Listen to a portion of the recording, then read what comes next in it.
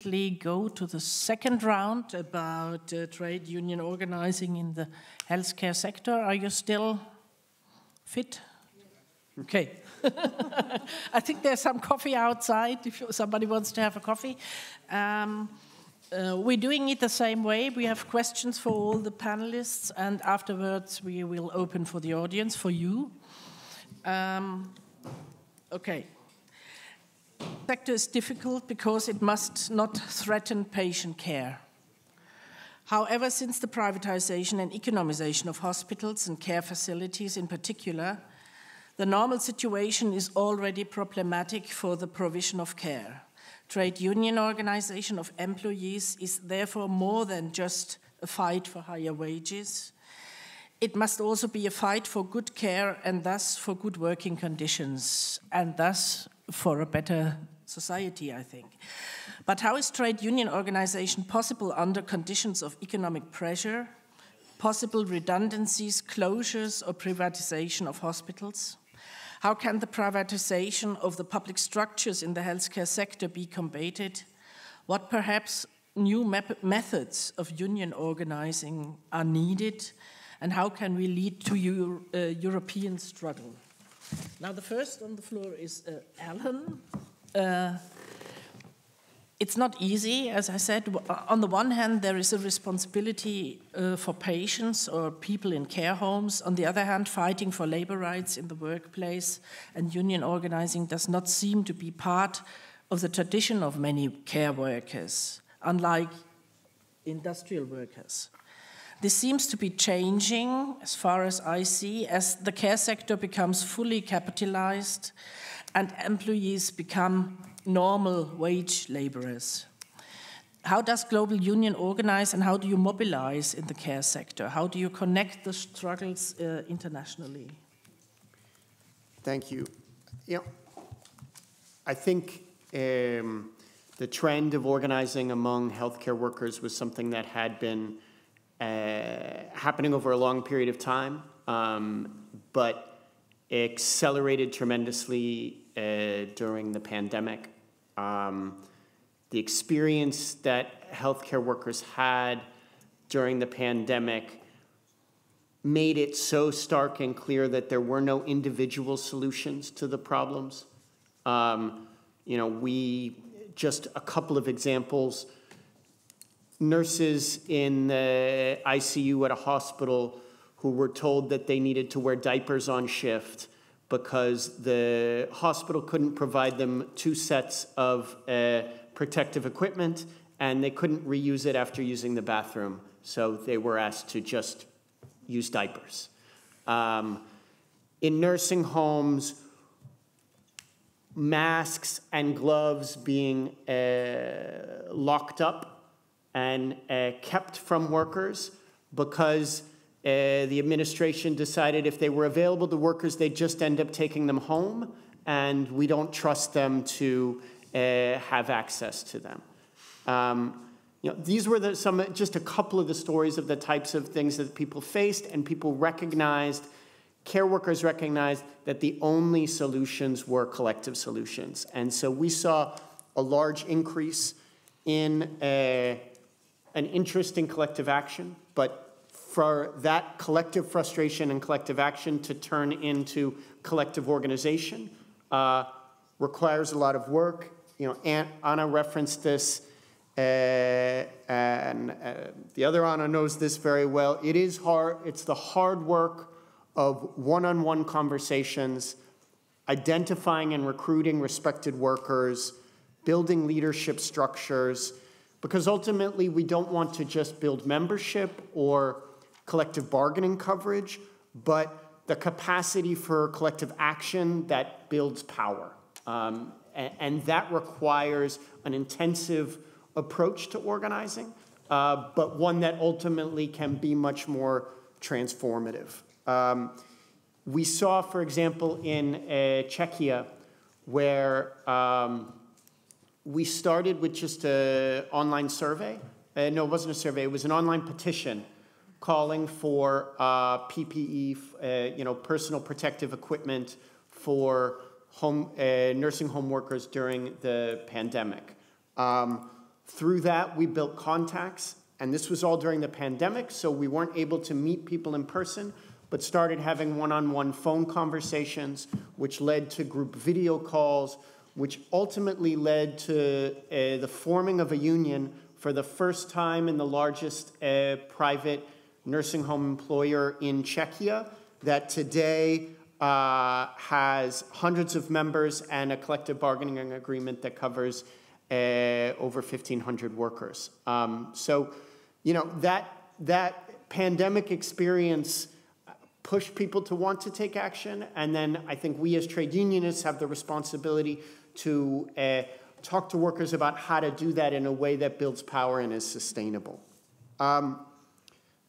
So that's one piece, is the ground organizing. There's a second piece that is building unity and fighting against fragmentation.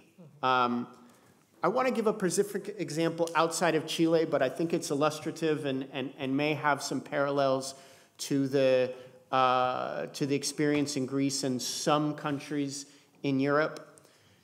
In the 70s, when the neoliberal dictatorship Pinochet came to power, one of the first things that he did was make it very easy to form new unions.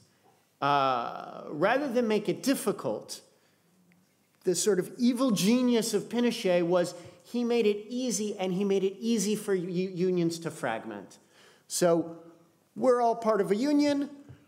Anna's the president, I'm the vice president, we get into an argument. All I need is 5 other people, and now I'm the president of my own union. And that led from what was a strong sectoral bargaining system, which was removed, to a system of incredible union fragmentation, where only 3% of unions in Chile, even today, 50 years after the dictatorship, have more than 300 members. Okay. And the overwhelming majority of unions have less than 25 members.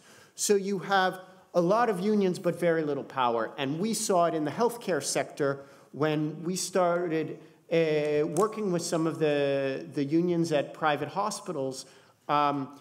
Sometimes workers would be sent to work at a different hospital that was owned by the same company. And when they arrived, they would find that their colleagues were on strike at that hospital. And they didn't even know that, and they were being brought in as strike breakers. But there was no coordination because of the fragmentation, where even at one hospital, you might have 5, 6, or 7 different unions all bargaining separately for their own workers. So what we did was started to build a federation of private hospital workers that today represents over 20,000 workers. And now they're able to use their collective strength, not just to make sure that they're sharing info and coordinating around collective bargaining and not allowing the companies to say, well, you have to accept this agreement because the hospital down the road already accepted it, but also to use their collective power at the political level. So they led a large campaign over a period of about 12 months where they mobilized people from across the private sector. The government had provided 14 additional vacation days for public sector healthcare workers who would work during the pandemic as a way to confront the mental health problems and burnout in the sector. But it was not provided for the private sector. And the private companies were fighting very hard to make sure that it wasn't extended. But they led mass mobilizations and worked with Congress and used that collective strength of having 20,000 members to ultimately win the extension of those 14 days for all private sector care workers as well. And then part of it is fighting globally against these global healthcare companies. We build alliances of unions that represent workers in the same company to pressure the company at a global level to accept minimum standards, and especially to not fight unionization and to provide circumstances where workers can unionize and build power in an environment free of fear. Anna can, in her intervention, can talk more specifically, but she went from being fired for organizing a union at her nursing home and being out of work and working, but continuing to organize, to ultimately, through global solidarity and pressure on the company, we were able to get her job back, and now the company has to pay her union leave so that she can go out and talk to workers about forming a union. We're currently in a fight with the largest dialysis company in the world, and they're the largest private hospital company in the world, a German company that in Germany their hospitals are under the brand Helios, but they also own a set of dialysis clinics called Fresenius. And what we see very often with these multinational companies is where you have strong unions and strong labor systems, the companies have good relationships because they know they don't have a choice. But when they go to other countries where they have weak unions and weak labor systems, they do as much as they can get away with. And so we have to bring pressure through organizing, through the solidarity of unions that are stronger, pressuring stakeholders like investors, bringing stories to the press where they're most sensitive to their image, usually in their home country. And through that, we can win these agreements, as we did with the employer that Anna represents, which isn't to say that we've solved all the problems, but at least we've provided a level playing field where unions can organize and build power without being fired and having their rights constantly violated. And then lastly, I think we need to think bigger than that as we build global power. We need to use our global power to fight in the multilateral institutions so that these big problems that we've been discussing, the defunding of public health systems, the staffing crisis, we need to make a strong case that the only solution to the care crisis is more funding into public care institutions and making sure that that funding goes to better staffing, better wages, and better working conditions for care workers. I'll finish with something. This is another example from Latin America, but it's one of those moments that someone accidentally speaks the truth, and it's a truth that we know lots of people are saying. A few years ago, the presidential advisor for a right-wing president in Peru was secretly recorded talking to a private healthcare company. And in this recording, he said, this is big business. I have the people to do it and the patients through the national insurance system.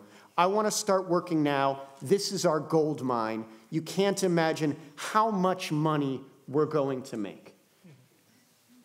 Now, that recording came out, and we got to hear them say it, but we know that's what right-wing governments and private companies are saying behind closed doors throughout the world. That is how they view care. Yeah.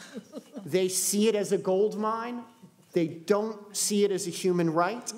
And so we have to build power in a way that not just wins a few extra, a raise at the next collective bargaining agreement, but we need healthcare workers at the table to rethink our healthcare systems. Mm-hmm. Right now, it's those people talking about gold mines at the table when decisions are made, and we need to have enough strength in numbers as healthcare workers to force our way at the table, because nobody knows better than healthcare workers what our healthcare systems need to be reimagined. And only when we act collectively can we force ourselves to sit at those tables and make those decisions and rethink a worker and patient-centered care system. Thank you.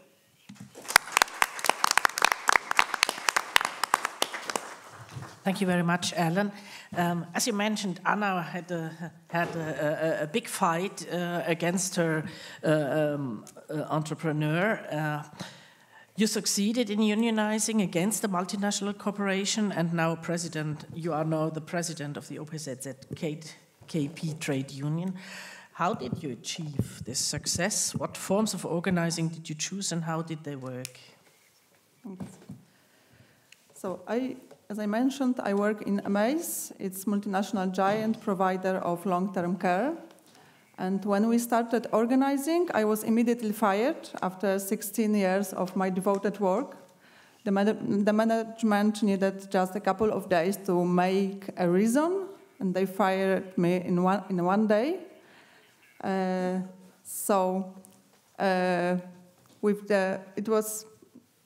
You can imagine how I felt.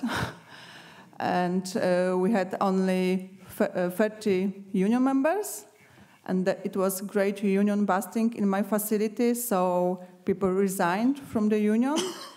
But we didn't give up, and with this great support from UNI Global Union, I went to the court, and I started this court case. We also organized some pickets in front of the management office. So we made it public. That's why the union didn't die, because people organized in another facility, and for 2 years they were underground and they were silent, but they made some collective actions as workers, and people were frightened. No one wanted to be a representative, so we were not actioning as a union. And after these 2 years, when I was brought back to work, we signed agreement about cooperation. We got this union access, and with the help of organizers from the foundation like COZZ, also supported by UNI, we make our union. We made it bigger, and we increased our union 5-fold in 1 year. When we increase and when we get this 150 members, union members number, we got access to full-time union hours for one union board member. So that was a great success, because now it's like that AMAZE pays like full-time wage to do union job. So that's great achievement. And after another 3 years, we make our union even stronger, and now we have almost 300 members. So we are 10-fold bigger. But the problem is that it's still huge turnover. If there is stable work in AMAZE, then probably we have 500 members now, or even more, because people are leaving constantly.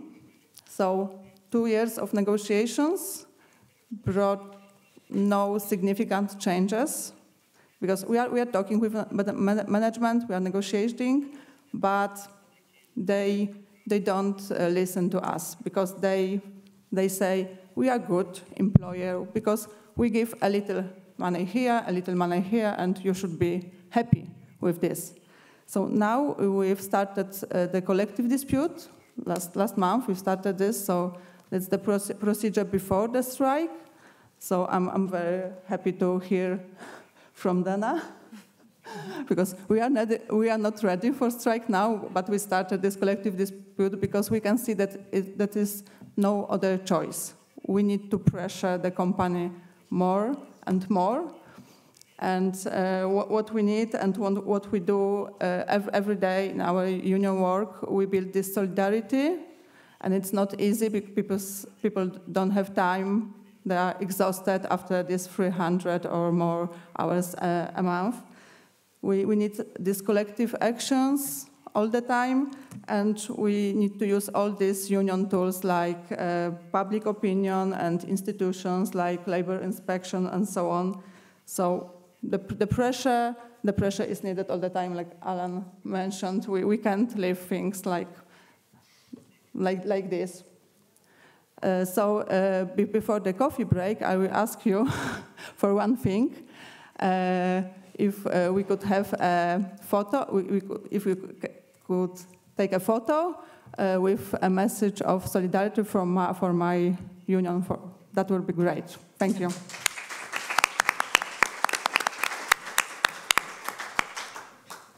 Okay, Dana. Okay. I want to ask Dana Lützgendorf now.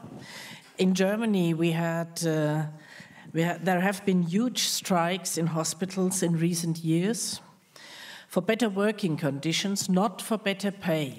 We have also strikes for better pay, but this was the specificity of these strikes. They were for better working conditions. For example, in the part of Germany which is called North Rhine-Westphalia, 6 university hospitals went on strikes for 11 weeks. That was the record ever in healthcare strikes in Germany. But it started all in 2015 in Berlin in the Charité, where Dana worked. How did you mobilize your colleagues, and what forms of organization did you choose? What was the special about these strikes? Did the consciousness for the political perspective of striking colleagues change, and how did it change? So I think you have a presentation here? No. No? No. Okay. I forgot to send it. Okay. Yes. In 2015, we went on strike for the first time for more hospital staff and tried to regulate better staffing with a labor agreement. We tried organizing strategies for the first time and politicized the strike. That was the first time too. And with a strong support from the left-wing party in the Bundestag, and we concluded a collective agreement, but it wasn't good. So we started again in March 2021. That was the year of the Berlin state parliamentary elections. We used this, and the Berlin Hospital Movement, that is the name of our campaign, was launched with the goal of achieving a collective agreement on relief for Vivantes, it's the other public hospital in Berlin, and Charité. The experiences and knowledge gained from the previous movements helped in planning the campaign, determining the demands, and formulating the collective agreement in order to make the collective agreements more effective. The central demand was that colleagues should only treat a certain number of patients per shift and per day in order to their work well and without rushing. Without coming home completely exhausted and done in. This should be bindingly regulated in the collective agreement and secured by a sanction mechanism, because there was a problem in the past that there was no sanction mechanism for the shift regulations. And this means that in the case of understaffed shifts, relief points are awarded that add up to a free shift, if you have enough. This should be compensated for the burden and enable to better recovery. From the outset, it was clear to those involved in the campaign that this demand would be very difficult to enforce. An important lesson from the past movements was that close participation of the employees themselves in the entire campaign process can be a decisive factor for success. This meant that, that from the start of the campaign until the collective agreement was signed, the colleagues should be able to have a say in every phase as a community. In addition, regular strength tests were introduced, which were previously decided upon at meetings. The first strength test was a majority petition, The majority of colleagues had to stand behind the collective bargaining dispute with their signatures. The second strength test was the determination of demands, in which the majority of a ward had to participate in the determination of demands.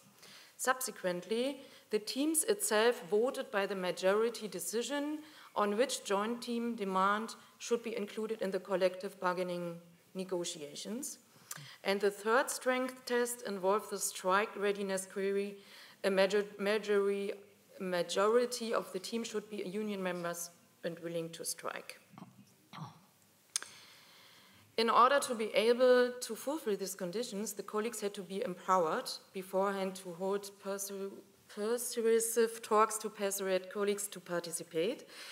Behind every signature, behind every demand interview, behind every strike readiness query was a one-to-one conversation.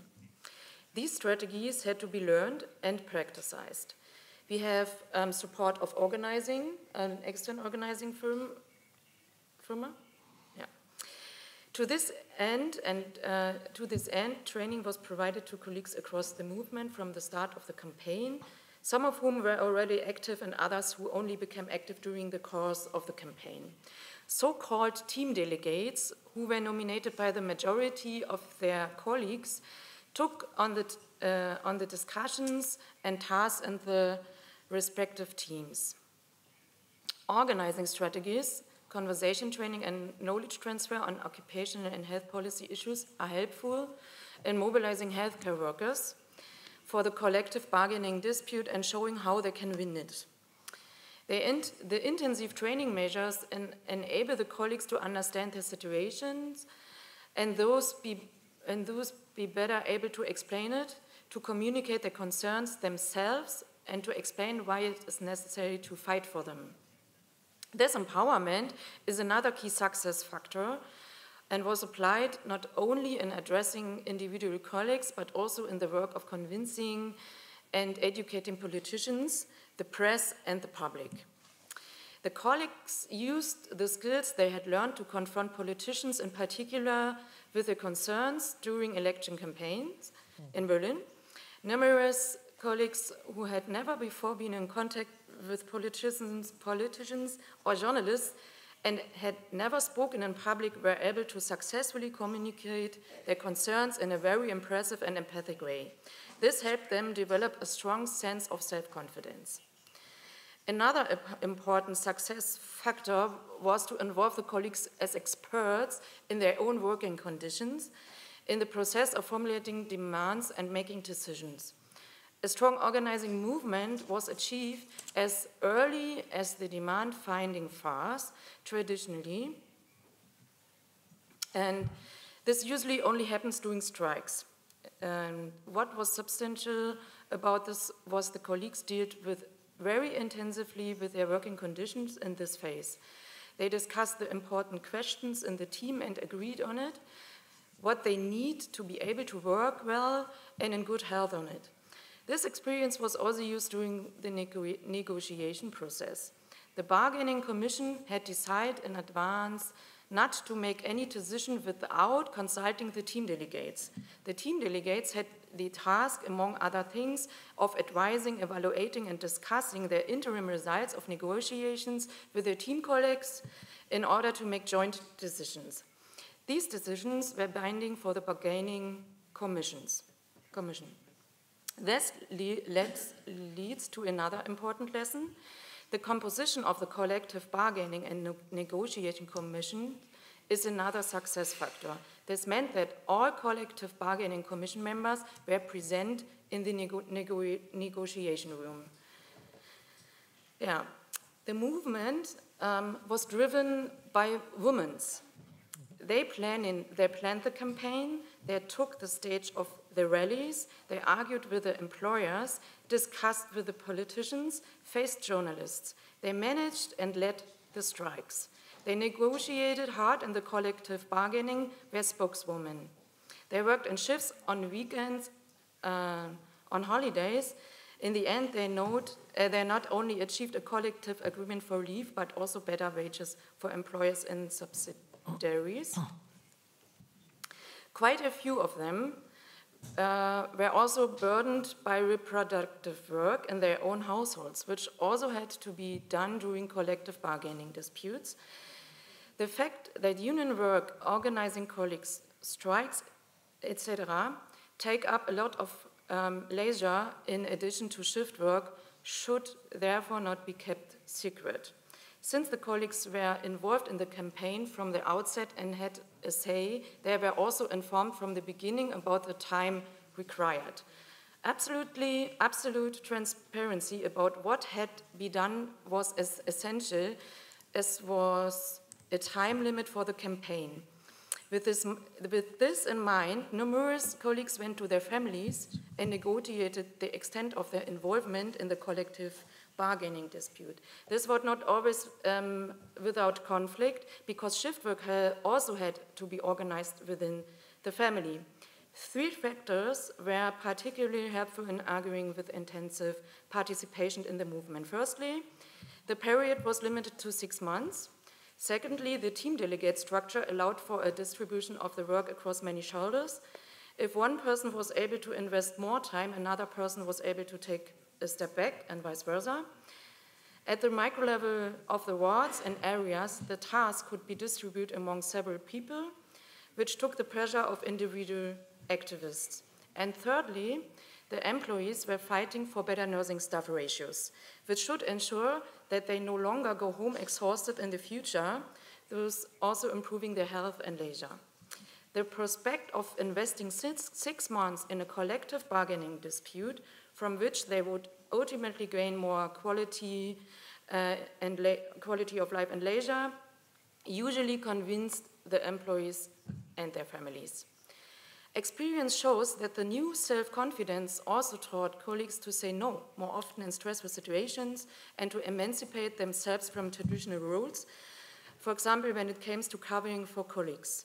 This also gives them more quality of life and more leisure, and if they do have to cover for colleagues, these services are now very well paid, which is another success of the strong movement.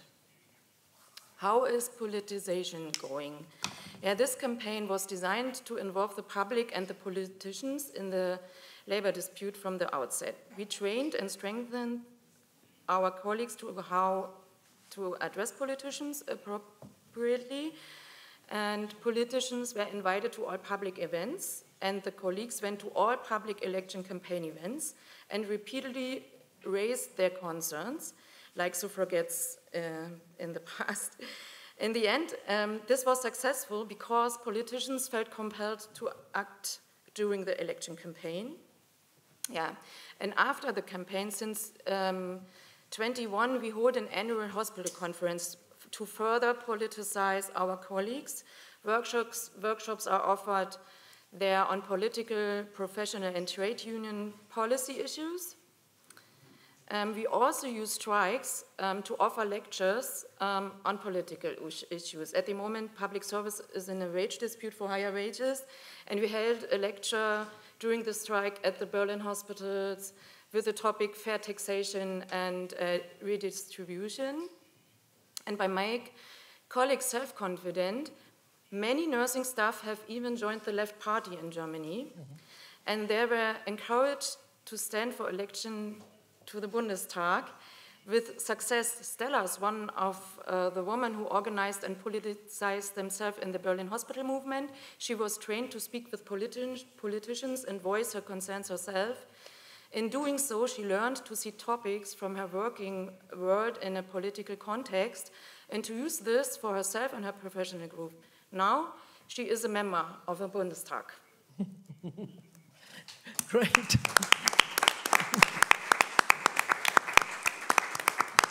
Thank you very much, Dana. We also had some international support from time to time in the strikes, and I remember one of the comrades from the Solidarity Clinic of Piraeus who was there and speaking on a strike assembly. So that was a highlight of my professional life, I think. Maybe I can make one point. When you strike, you are telling the employer okay, we are ready to strike. Next week, from now on, 1 week, the strike will start in Department 123, for example. You, the employer, have the responsibility for the patients, and you have to take care of that there are no patients in this department when we begin to strike. That was very important because as a nurse, you do not want to leave your patient without care. So this was the possibility to get on strike. There were no patients in this department. Or if not a department or a ward, they said, okay, in this ward you have to close 3 beds because we only have a number of nurses less than normal.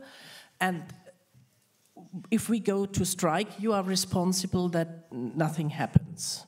Of course, there was a security plan for if something happens with the patients. It never happened, never came to some accident, but that was a very important condition for the people to strike, that they did not leave their patients alone. So we also had never complaints of patients during these strikes. The patients were sometimes in the demonstrations and were supporting the nurses and the doctors. Okay, then who is the next one? Anna. Anna, BRIT, your organization is not a trade union, but a grassroots initiative for workers. What is the difference in practical work? How do you organize or support workers in organizing? Is it about workplace, trade union, and or political organization? And how do you work internationally? So essentially how BRIT started was from the students' movement, and that was because we had a wave of university occupations and blockades in 2008, 2009. And from there, we had a couple of groups who got interested in labor rights, in organizing, in trade unions, and wanted to contribute to this field. And now, of course, comes the anticipated question that, okay, why didn't you just create a union if you were interested in doing that work? And the simple response to that is because we're living the Chile scenario. And essentially, in a country of less than 4 million people, there were at least 300 unions the last time I checked. So there are a minimum of 30 trade unions already existing in healthcare alone. So it's, another union is not really what we need. What we wanted to do is essentially learn from the people who are already in the trade union movement and who we know that are doing a good job. So our entry point was that, yes, we want to learn from them. And then with time, we actually want to come to the level where we can do the trade union works ourselves, with the presumption that people at some point in their lives retire. And this is a fact where we were harshly disproven. So trade union leaders apparently do not always necessarily retire.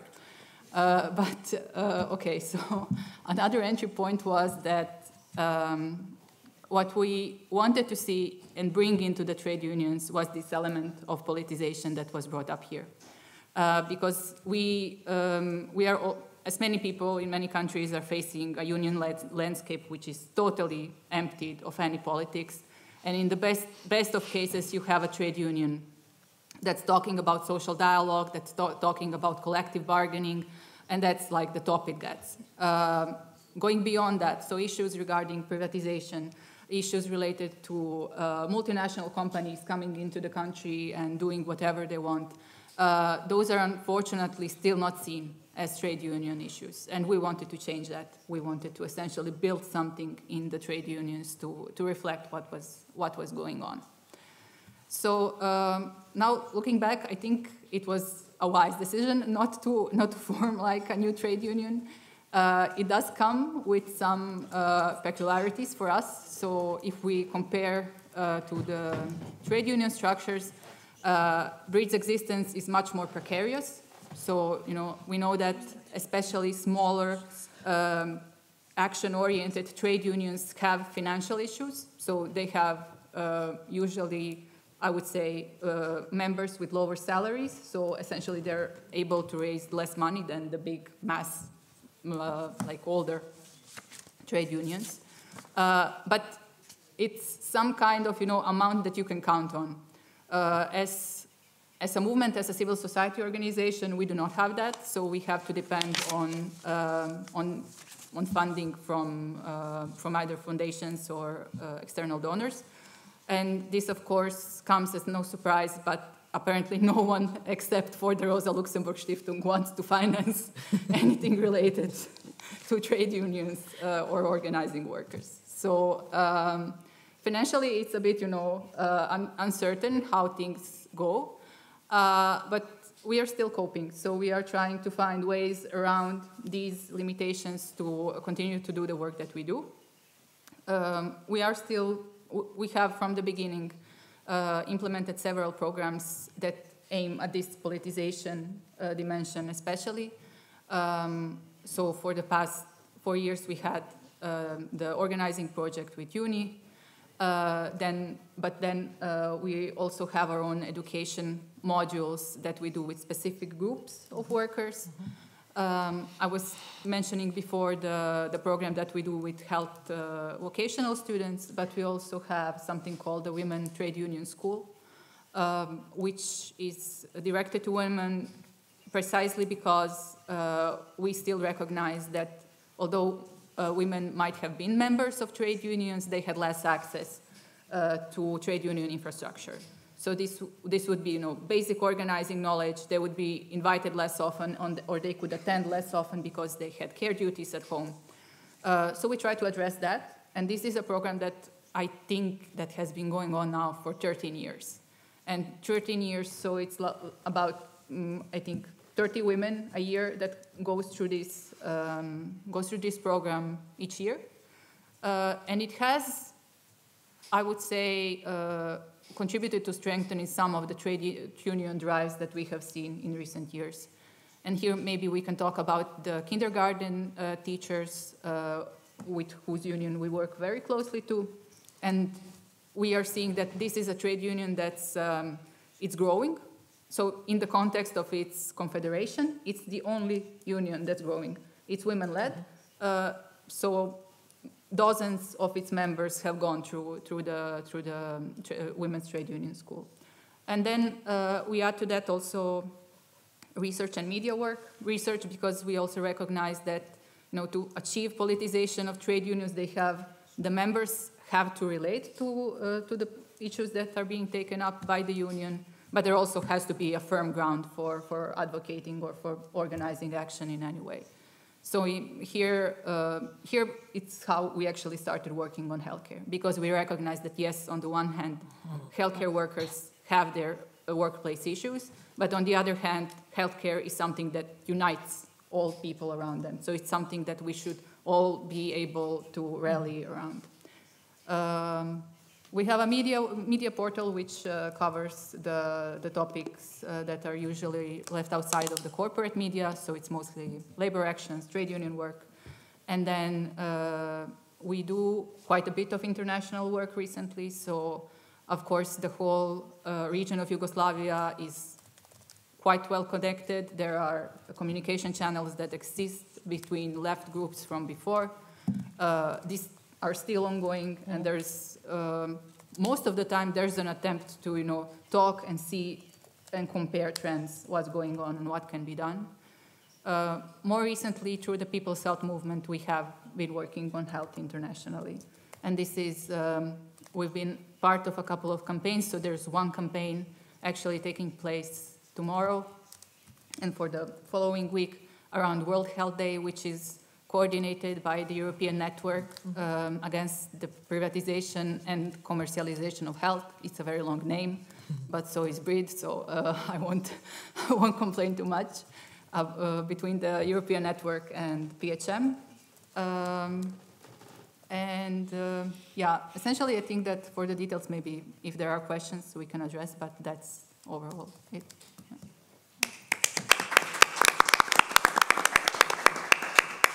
Thank you very much, Anna. You mentioned an important point, I think, that this union is growing, the one you mentioned. That's the same at Verdi.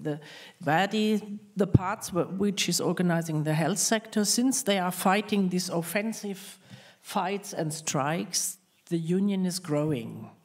So this is one thing we can learn, at least in Germany, that fighting makes more members there. Maybe it's the same at the Linke at the moment in Germany. So, Andreas, you have the last word.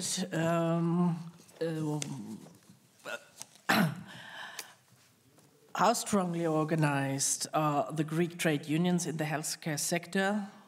What pressures are the healthcare system and the trade unions under, and what struggles have you waged in the recent years?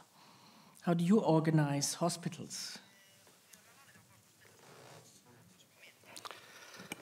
Λοιπόν, παρότι δεν έχω πια ενεργό συνδικαλιστικό ρόλο, νομίζω ότι μπορώ να συνεισφέρω σε αυτή τη συζήτηση λέγοντας το εξής. Αυτό που συζητάμε είναι πώς το δικαίωμα στην υγεία, το καθολικό κοινωνικό δικαίωμα στην υγεία όλων των ανθρώπων, μπορεί να συντεριάξει, να συνυπάρξει με το δικαίωμα των εργαζομένων στον χώρο της υγείας σε αξιοπρεπείς συνθήκες εργασίας και αμοιβής. Αυτό είναι νομίζω το ζητούμενο. Και καταλαβαίνουμε όλοι ότι όταν το δεύτερο δεν υπάρχει και δεν διασφαλίζεται, υπονομεύεται και το πρώτο, ακόμα και αν θεωρητικά υπάρχει η διάθεση να στηριχθεί η καθολική και ισότιμη πρόσβαση στις υπηρεσίες υγείας. Άρα είναι σημαντικό, αυτό αφορά πρωτίστως τους υγειονομικούς. Το πρώτο, η κατοχύρωση του δικαιώματος στην υγεία, αφορά, όπως είπαμε χθες, πρωτίστως τους ασθενείς και την κοινωνία. Και εδώ οφείλω να πω ότι στην Ελλάδα υπάρχει μια σημαντική υστέρηση στο πεδίο της συνδικαλιστικής οργάνωσης και των συνδικαλιστικών αγώνων. Θεωρώ ότι και τα συνδικάτα είναι μέρος της μεγάλης κρίσης των δημοκρατικών θεσμών και της απαξίωσης των εκπροσωπήσεων που υπάρχουν σε όλα τα επίπεδα σε αυτή τη χώρα. Δεν είναι μόνο τα κόμματα, δεν είναι μόνο το κράτος, δεν είναι μόνο η δημόσια διοίκηση, δεν είναι μόνο η αυτοδιοίκηση, είναι και τα συνδικάτα, μέρος του προβλήματος. Και άρα χρειάζεται πολύ μεγαλύτερη προσπάθεια για να ξαναεμπιστευτούν, αυτό είναι το ζήτημα λοιπόν, να ανακτήσουμε την εμπιστοσύνη και την υπόλοιψη που οφείλουν να έχουν και τα συνδικάτα και οι υπόλοιπες συλλογικές εκπροσωπήσεις. Και νομίζω ότι αυτό πρέπει να το θέτει ευθέως η αριστερά. Δεν μπορούμε να συμβιβαζόμαστε με μια γραφειοκρατική λογική η οποία οδηγεί σε παραγωγισμό και σε επαιτειακού τύπου κινητοποιήσεις, μια-δύο φορές το χρόνο, στις οποίες πρακτικά ελάχιστοι άνθρωποι συμμετέχουν. Βεβαίως υπάρχουν και πραγματικές δυσκολίες.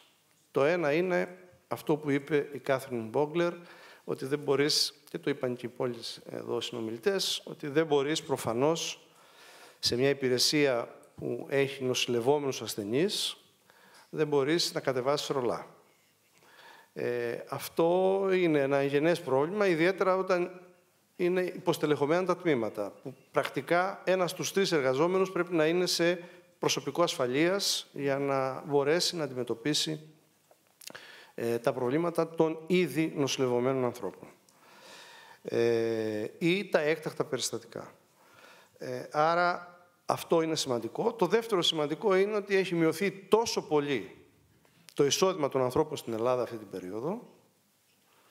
Θυμίζω, υπόθηκε και χθες, είμαστε προτελευταίοι στην Ευρώπη των 27, τελευταία είναι η Βουλγαρία, στην αγοραστική δύναμη των μισθών στην Ελλάδα.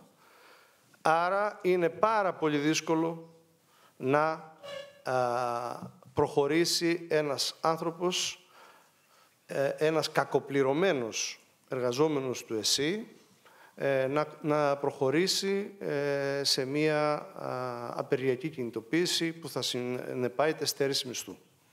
Άρα πρέπει να βρούμε καινούριες μορφές, καινούριες ιδέες, καινούριους τρόπους για να επικοινωνήσουμε το μήνυμα των ανθρώπων του συστήματος, για να αναδείξουμε τα προβλήματα και για να πιέσουμε τις κυβερνήσεις, και αυτό πρέπει να αφορά και το δημόσιο και τον ιδιωτικό τομέα. Στον ιδιωτικό τομέα στην Ελλάδα έχουμε πολύ χαμηλή συνδικαλιστική πυκνότητα, πολύ χαμηλή συνδικαλιστική οργάνωση. Μόνο το 30% των εργαζομένων στον ιδιωτικό τομέα συνολικά είναι οργανωμένοι στα σωματεία. Φοβάμαι ότι στον τομέα της υγείας πρέπει να είναι πολύ μικρότερα τα ποσοστά. Και υπάρχει στην πραγματικότητα εργασιακή ζούγκλα. Και υπάρχει η αυθαιρεσία και η υπερεκμετάλλευση προφανώς των εργοδοτών. Και είναι και ένα θέμα που δεν αναδεικνύεται, γιατί δεν υπάρχουν άνθρωποι σε αυτούς τους χώρους που να μπουν μπροστά και να αναδείξουν και να διεκδικήσουν. Στο δημόσιο τομέα βεβαίως έχουμε εξίσου πια σοβαρά προβλήματα.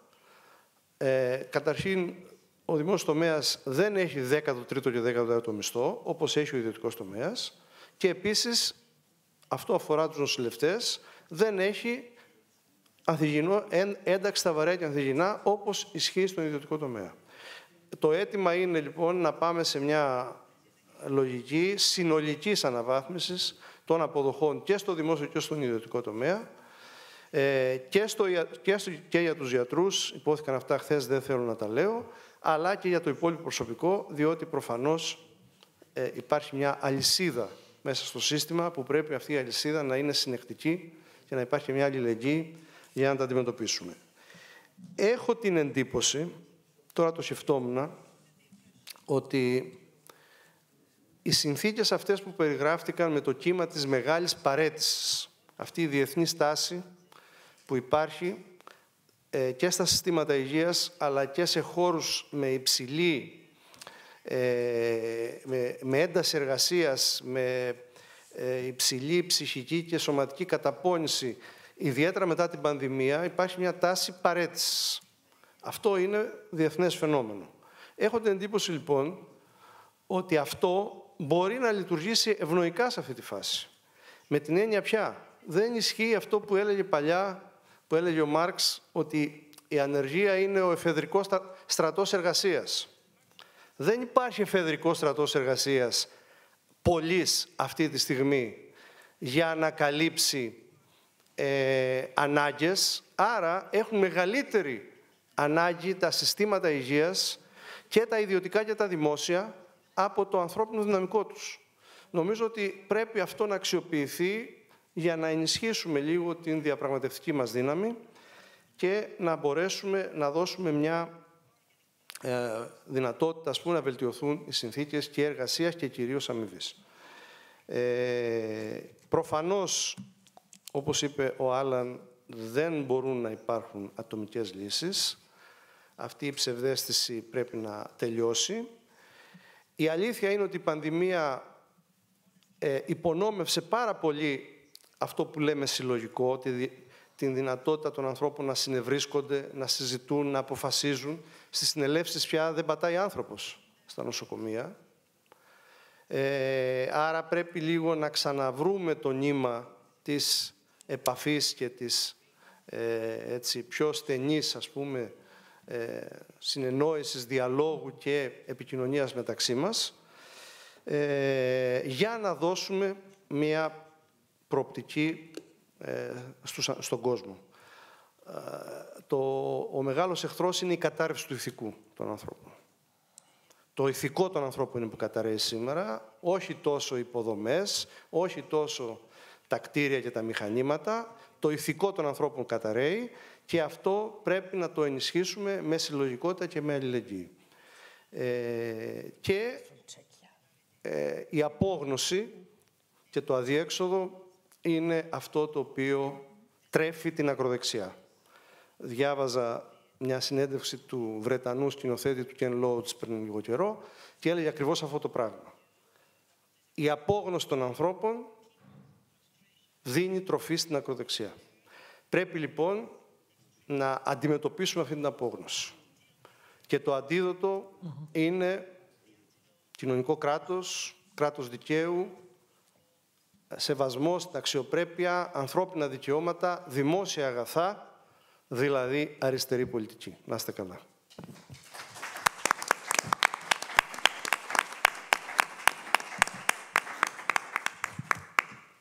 Thank you very much, Andreas. So we have a bit of time for questions or remarks, if you want to. Okay. The one here. Καλησπέρα. Ήθελα να ρωτήσω το εξής. Όσον αφορά τον ιδιωτικό τομέα, ο οποίος αρχίζει και αναπτύσσεται πάρα πολύ, δηλαδή αρχίζουν οι περισσότεροι γιατροί πλέον να συνάπτουν σχέσεις ως εργαζόμενοι, ως μισθωτοί ή με οποιαδήποτε άλλη σχέση με τον ιδιωτικό τομέα. Κάτι που στην Ελλάδα δεν ήταν μέχρι τώρα και αρχίζει και γίνεται πιο έντονο. Υπάρχουν ατομικές συμβάσεις εργασίας. Δεν μπορώ να φανταστώ πώς μπορεί να γίνει αυτό με συλλογικό τρόπο. Οπότε δεν μπορώ καθόλου να φανταστώ το μέλλον, όταν αυτό το πράγμα θα γίνει πιο έντονο, πιο πολύ, γιατί θα γίνει αυτό, έτσι εξελίσσεται, με μια τεράστια ετερογένεια στις συμβάσεις αυτές, δηλαδή άλλοι με μπλοκάκι, άλλοι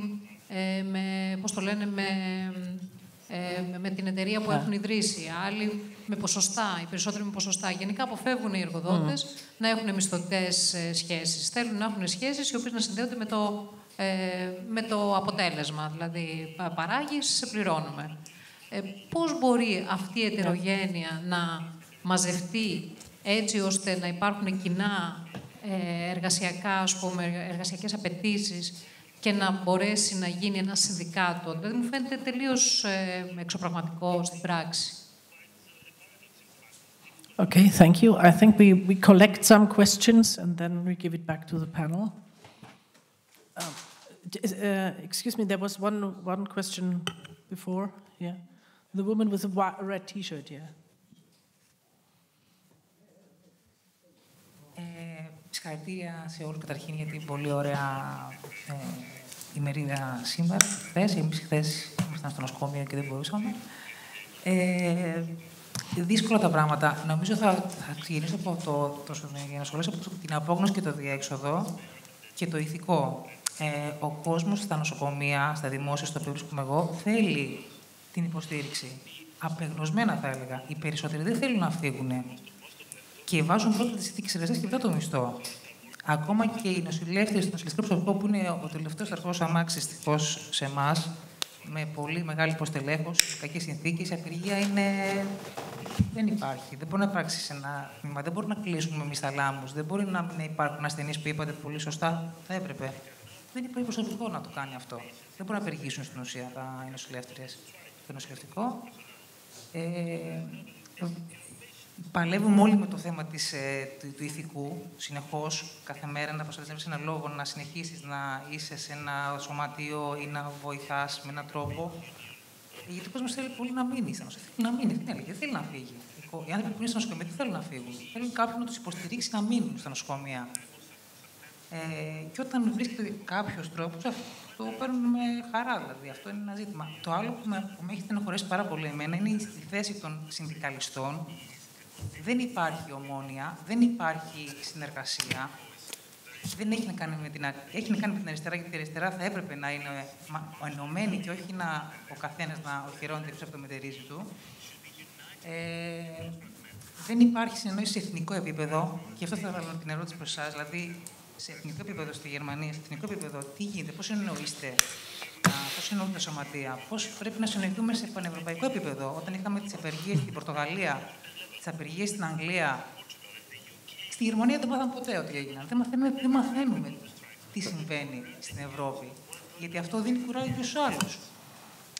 Καταλάβατε, δηλαδή, αν είχαν μάθει όλοι στο σύστημα στην Ελλάδα τι συμβαίνει στην Πορτογαλία, τότε που έγινε μεγάλη κινητοποίηση, πώς πρέπει να συνεργαστούμε και σε εθνικό επίπεδο και σε ευρωπαϊκό επίπεδο και αυτό να διοικητεύεται στα πληροφορία και να μεταφέρεται στους εργαζόμενους, ώστε να παίρνουν κουράγιο ότι και άλλοι έχουν προβλήματα, τα ίδια προβλήματα με εμάς και μπορούμε να κάνουμε κάτι όλοι μαζί.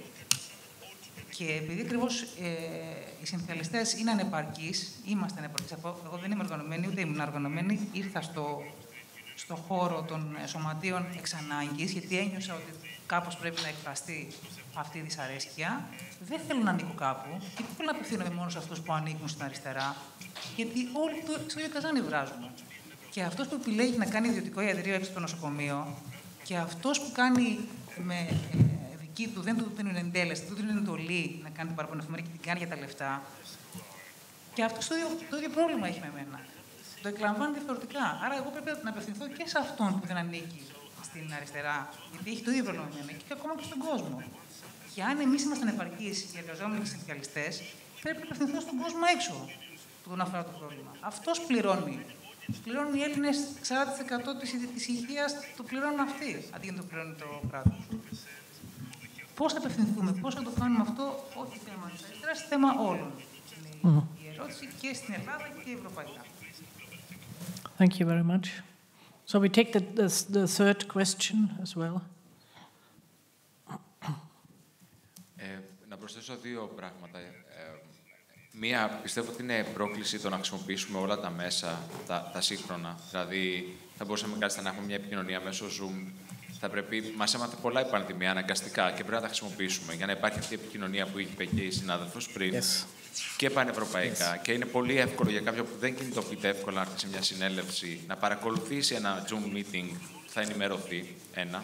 Και η δεύτερη πρόκληση, που εντάξει, αυτό η ιστορία το διδάσκει, είναι ότι ειδικά για να κάνω μια ζεύξη και με τα προηγούμενα, όταν υπάρχει μετακίνηση υγειονομικού εργατικού πληθυσμού σε καλύτερες χώρες, γιατί προφανώς σε καλύτερη θα πας, και έχει συνηθίσει να δουλεύει εξαντλητικά και με χαμηλούς μισθούς σε ένα περιβάλλον όπως π.χ. στην Ελλάδα και πας στη Γερμανία ή κάπου αλλού και δουλεύεις τις μισές ώρες και με πολύ καλύτερο μισθό, δεν διεκδικείς εύκολα. Θα υπάρχει μια αρέωση της δύναμης και πρέπει να ενημερωθεί ο κόσμος. Αυτοί που θα συμμετέχουν δηλαδή στα σωματεία να δουν ότι δεν θα πάμε προς τα πίσω, επειδή τώρα είσαι λίγο καλύτερα από ότι θα πάμε προς τα μπροστά για να τραβήξουμε τους υπόλοιπους. Αυτά τα δύο. Mm-hmm. Okay. Stavroula. Mm-hmm. And then we go back to the...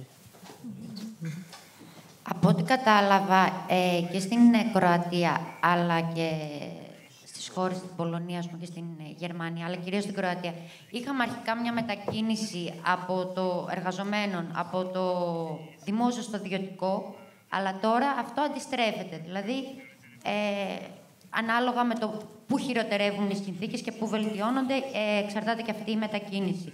Σε συνδυασμό με αυτό που είπε και ο κ. Ξανθός για την μηδαμινή μέχρι ανύπαρκτη οργάνωση συνδικαλιστική στον ιδιωτικό τομέα, μήπως, έτσι το σκέφτομαι φωναχτά, θα ήταν μια καλή λύση τα συνδικάτα, τα σωματεία του δημοσίου τομέα να μπορέσουν να έρθουν σε επαφή με σωματεία του ιδιωτικού όσα υπάρχουν, αλλά και να δούνε λίγο το ζήτημα πιο διαθεματικά. Εφόσον χθες υπήρχε μια παραδοχή ότι το ζήτημα της δημόσιας υγείας δεν είναι ζήτημα των υγειονομικών, με την εμπειρία σας και στο εξωτερικό από το πώς γίνεται ελκυστικός ο συνδικαλισμός ξανά, θα βλέπατε τη λύση σε μια διαθεματικότητα και με συνεργασία προφανώς δημοσίου και ιδιωτικού?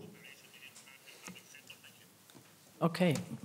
So I give it back to the panel now, and our aim is to stop at 1:30, so maybe it's 5 minutes later, and we do not forget the photo of you. Yeah.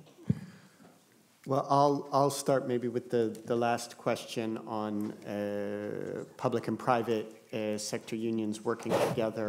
You know, so our federation represents both public and private healthcare unions, and in some of our unions, those are the same unions. So in some countries, like Luxembourg, for example, they represent both the public and the private sector. And I do think there's a lot of strength, whether it's working in coalition or part of the same union.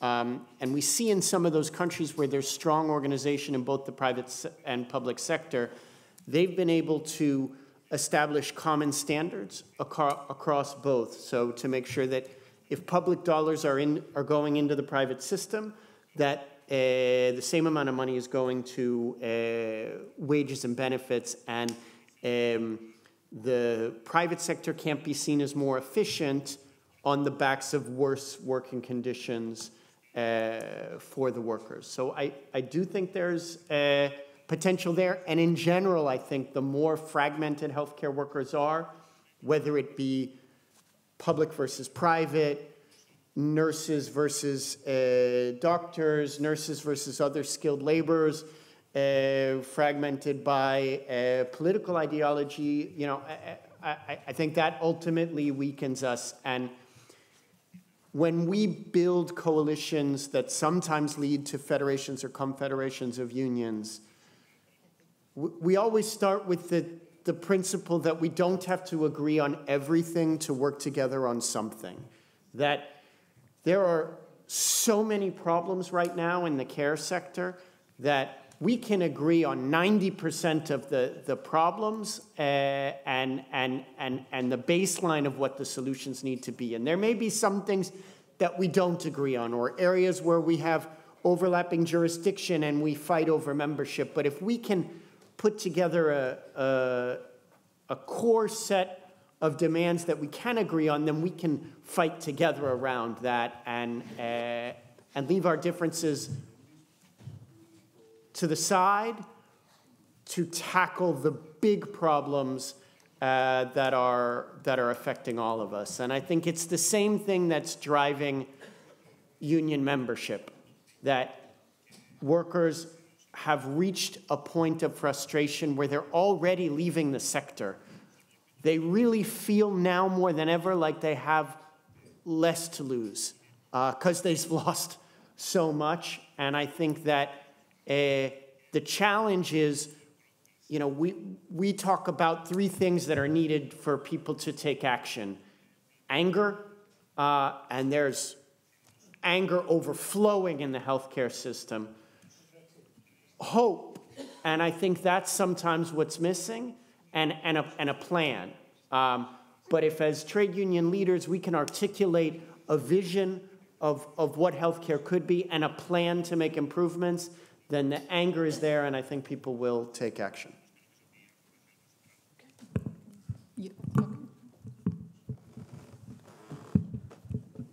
So in Poland, my union from private care sector is cooperating with this union from public care sector, and we are under one federation. And when they went to the Ministry of Labor and Social Care, we went with them, and then we expect that they come with us when we go to the Ministry of Health, because it's mixed. There are some funds from Health Ministry and some from Labor Ministry and so on. And the company that I work in is connected with the National Social Security Fund. They get some money from this, so it's private, but patients can use it in a public way, if you understand. Like that, it's public funding, partially. So we cooperate, and we have a plan to push more for the government, like to make some law regulations stronger and more clear for both sectors, for both parts. Yeah, thank you. You, Dana? Okay, you. Okay. Well, I can be brief. Actually, it's very similar. Again, essentially, what we are seeing in terms like of the direction that health workers have been going in Croatia, yes. So it's it started from a fully public sector, then it diverted into both public and private. Then with time, until very recently, the private sector was known as providing much better conditions, including pays and so on. But I can say that this is now quite rapidly changing. So what has been happening also is that even some of the doctors who went to the private sector because they had better hours and better wages, they have come back. Mm-hmm. Because also the private sector, as the overall health system is becoming worse and worse, so essentially they're pushed back. It's the private sector now is offering some kind of other security that at the moment they prefer. And I think that also it has this impact of the overall erosion of the health system is related to the first question. And if I understood correctly, is also how to organize the health workers who might not anymore have a common workplace or, not even physically, but something of the sort. And I think that we did have quite a similar experience that happened with nurses during transition, because in primary healthcare, they used to be, as doctors, employed by the same community health center. Afterwards, they become direct employees of the general practitioner that does so, of the GP. And essentially, it's a severed relation with their comrades. So there is no, there's no possibility anymore to bring them together at lunchtime and have a conversation. So it impacts also, what kind of organization drive you can have, because it means that the trade union has to map first all the GP practices that exist in an area. And so this doesn't even have to be the same city. It can be a whole region. You have to go and talk to each and every one of them. And each of these contracts is different. So formally, it should respect the same minimum standards set at the state level, but not, in practice, it doesn't. Salaries can vary from one end to the other. Some nurses have been asked to clean up ambulatories after work because the general practitioner doesn't want to pay extra cleaning staff. So it's, I think it's a very complicated organizing drive. It can be done. I think if there is the goodwill of the trade union also to recognize that this is happening, and to reach out to the members, and not to say the first time it encounters this, this is too complicated, we'll focus on hospitals because it's easier, and we'll come to primary healthcare later. So, thank you, Anna. Dana? Yeah, there's one thing important for me. The nurses in hospitals can go on strike. Yes, and we in Berlin have developed an emergency service agreement in 2011 that stipulates that, depending on the willingness to strike at the ward, the number of beds that can be occupied must be reduced. And both sides have to sign it and must adhere to it. And many hospital treatments are not emergencies, but planned procedures that can be postponed. And this causes economic damage and puts pressure on the employer to react. This is the employer's responsibility. We tell the employers how high the willingness to strike is in good time before the strike, so that they can react and postpone treatment. This encourages colleagues to go on strike with them. But since 2021, they no longer want the employers sign this agreement. But however, the law in Germany says that we can unilaterally comply with it. And this was also successful.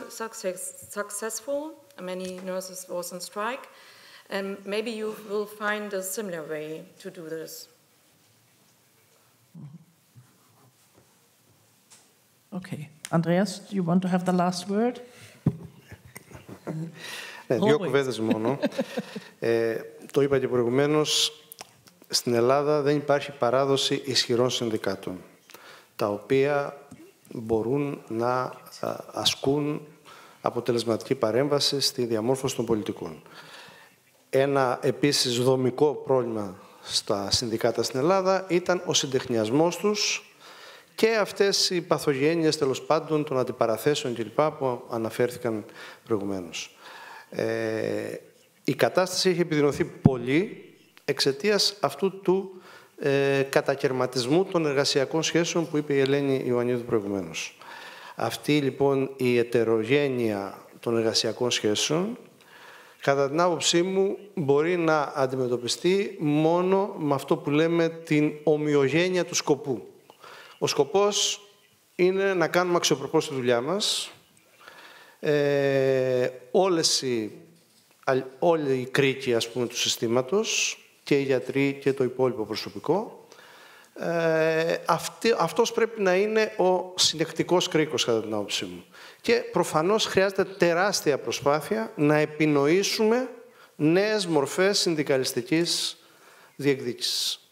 Εάν μείνουμε στο σημερινό απαξιωμένο μοντέλο, νομίζω ότι δεν μπορούμε να περιμένουμε τίποτα περισσότερο, και αυτό προφανώς είναι πέραν της αριστεράς. Θυμίζω ότι αυτή την περίοδο η Ομοσπονδία Νοσοκομιακών Γιατρών έχει την πιο αριστερή διοίκηση ever. Έτσι, η πρόεδρος είναι Κουκουέ και ο Γενικός Γραμματέας είναι Ανταρσία. Λοιπόν, κατά την ταπεινή μου άποψη, δεν έχει καταφέρει να δώσει μια σοβαρή μάχη υπεράσπισης του ΕΣΥ την ώρα που διαλύεται με σχέδιο. Δεν υπάρχει αυτό το πράγμα. Το βλέπετε εσείς, το έχει δει κανένας? Όχι. Άρα είναι πολύ πιο βαθύτερο το πρόβλημα και πρέπει ξανά και το ηθικό των ανθρώπων και η συλλογικότητα και η αλληλεγγύη και όλα αυτά που λέμε και η δικτύωση και η επαφή με την υπόλοιπη Ευρώπη, πολύ κρίσιμο αυτό, και νομίζω ότι βοήθησε πάρα πολύ αυτό το πάνελ στο να δούμε ότι υπάρχουν εμπειρίες, αλλού καλύτερες, αλλού όχι τόσο, που πρέπει και η Ελλάδα τα συνδικάτα στην Ελλάδα μάλλον να ξεπεράσουν αυτή την στενά εθνοκεντρική λογική που έχουν και κυρίως τη στενά συντεχνιακή λογική. Είναι πολύ κρίσιμο, πολύ πολιτικό το θέμα της υγείας και απαιτεί άλλου τύπου προσεγγίσεις. Αυτά. Να είστε καλά. Okay.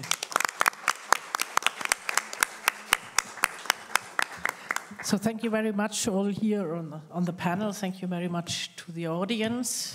We have a lot of work in front of us. Maybe there will be some chances to get in contact via Zoom, as you mentioned, to learn how to strike in these new situations. And maybe there are some other ideas or fantasies how we can organize together.